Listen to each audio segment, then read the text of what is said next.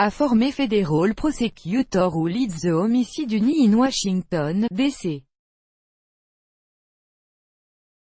Noted a critical distinction between different confidants of Donald Trump as a president reportedly considers politically motivated to obstruct Special Counsel Robert Mueller's investigation into Russian meddling in the 2016 election. Glenn Kirshner, a former assistant U.S. Attorney, explained to MSNBC anchor Alex with the variance in benefits to the White House of pardoning Michael Flynn or Michael Cohen. Let's get to former Attorney General Eric Holder, who says the president is using pardon to try to send a message to some people who potentially could be involved in the Russia investigation, Witt noted. If the president offers pardon to those caught up in the Mueller probe, does he then possibly put himself in legal jeopardy? Alex, that's a great question, because we all know that the president's pardon power is unfettered. He can pardon whom he pleases, when he pleases, Kirshner answered.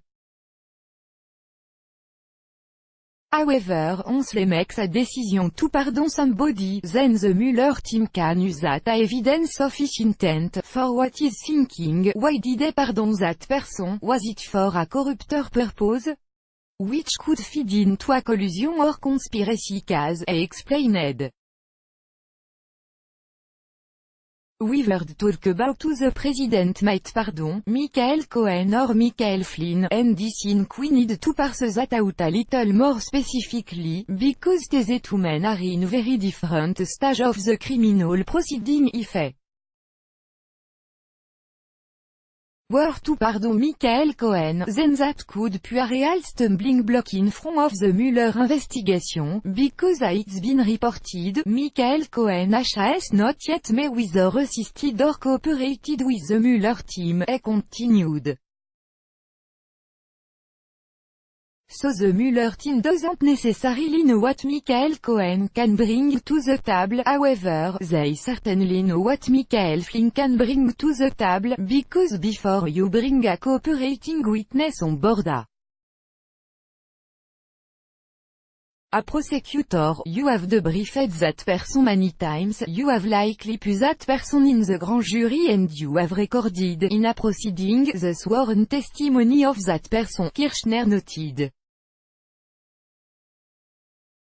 So, guess what? If the president chooses to pardon Michael Flynn, that is only going to help Michael Flynn, he concluded. It's not necessarily going to help the people about whom Michael Flynn has given testimony, it's sort of like, you're closing the barn door long after the Michael Flynn horse is out frolicking in the field and they will not be put back in that barn, pardon or no pardon, he added.